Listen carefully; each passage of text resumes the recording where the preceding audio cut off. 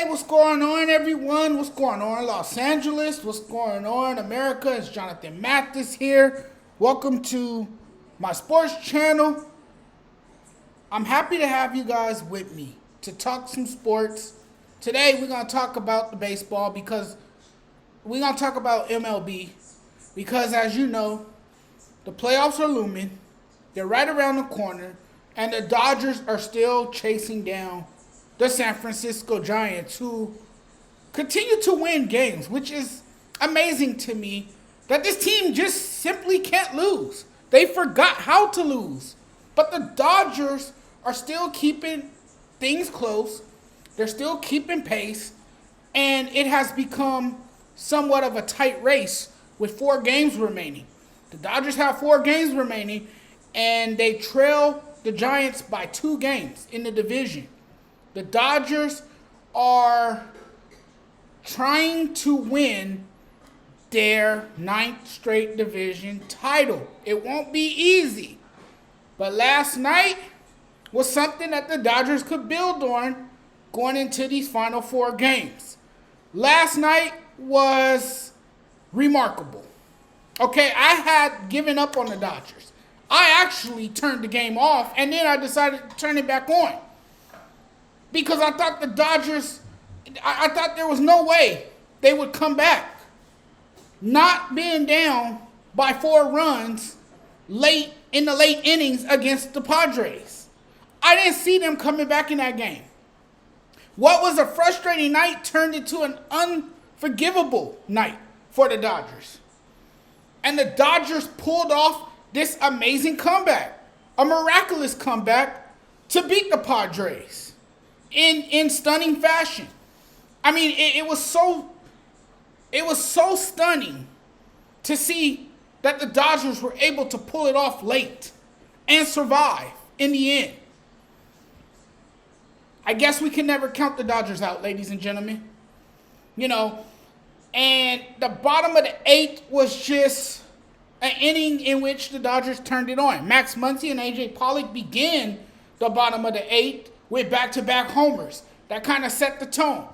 2 batters later, Cody Bellinger comes up. This is a guy playing with fractured ribs, by the way. And he smashes his first home run since August 11th in his second plate appearance since coming off the injured list. That tied the game 9-9. The fireworks would continue. For those who missed the game and might have fell asleep, Cody Bellinger, after Justin Turner delivered a pinch hit double, completed the 8-inning slugfest with a go-ahead line drive 2-run home run over the right field wall. You could see everyone's reaction. The stadium exploded. You know, fans, were fired up. Seager sprinted around the bases like a little kid with joy. And you could just see the excitement. And the Dodgers would hold on to win. Now, look, there was times where this game looked like a complete disaster for the Dodgers. Like an utter mess. Okay, Brewster Gratterall came in, who I really like, out of their bullpen. But he struggled last night. He struggled in the 7th inning.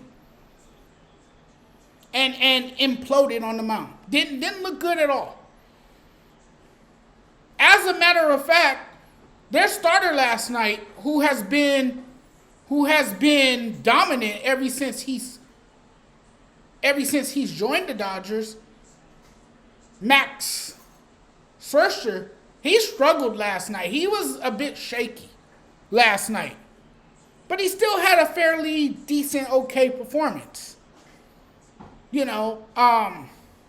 Some fans left as the Dodgers trailed by 4.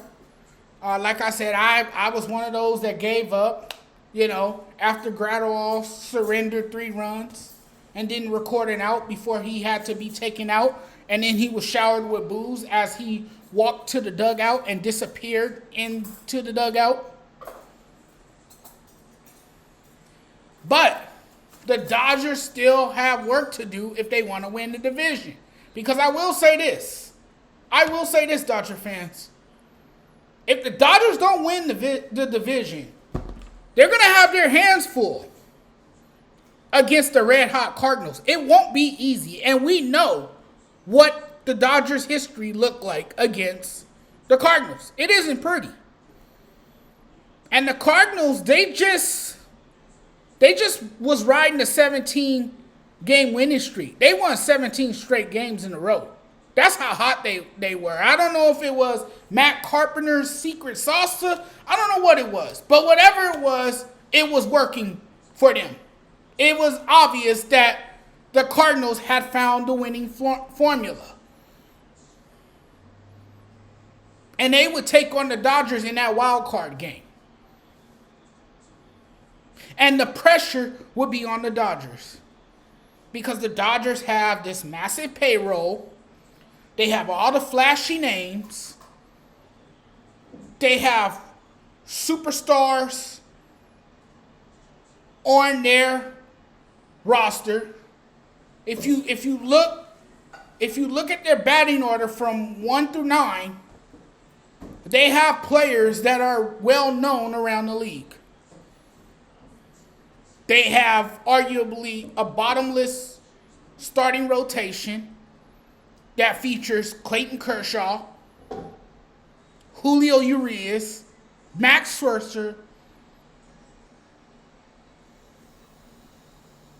and Walker Buehler. So they have names. Okay, they have guys on their team with names on the back of their jerseys. So the pressure would be on them to win. And it would be a real shame if the Dodgers, let's just say they had a bad night against the Cardinals in one game. It would be a real shame if the Dodgers get eliminated in that wild card game. Because that is realistic. It could happen if the Dodgers are not up on their game and if they're not swinging the bats very well. And if their pitcher has an off night. Now, I'm pretty sure that if they don't win the division and if they do have to face the Cardinals, Scherzer would be the guy you would throw out there. Not Walker Buehler, not Clayton Kershaw. Definitely not Clayton Kershaw. But Walker Buehler would be the guy that you throw out there. In a game like that, in a game of that magnitude, yes, you would have to throw him out there.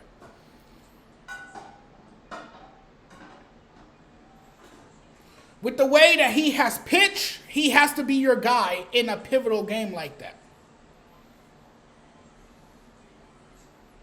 Now, I was talking to somebody this morning, and they honestly believe that the Dodgers will catch the Giants and force 163. Game 163. Now, if that happens, that means that we will have a tiebreaker. Like the one we saw 3 years ago when the Dodgers had to play against the Colorado Rockies. Remember that game? That was a good game as well. And who pitched that game? Walker Buehler did. But here's the thing. The Dodgers need help from the Diamondbacks if that is to happen.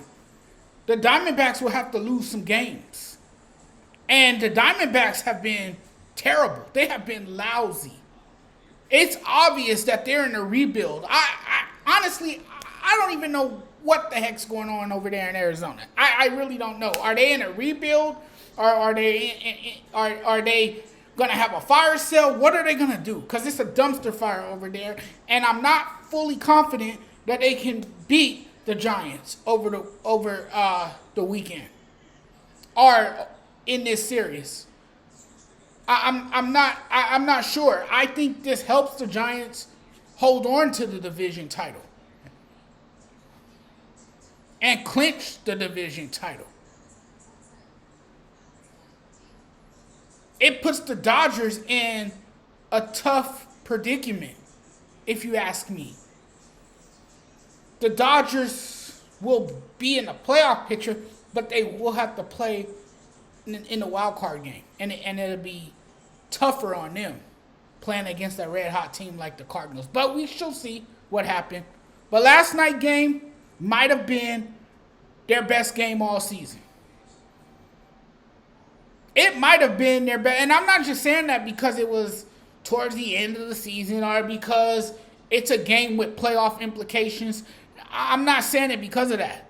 That might have been their best well-rounded performance last night from everybody. Because everyone had a big bat last night.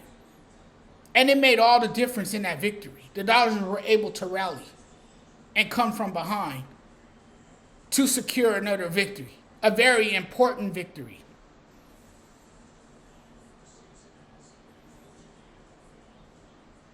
Oh, I've been talking for 11 minutes now.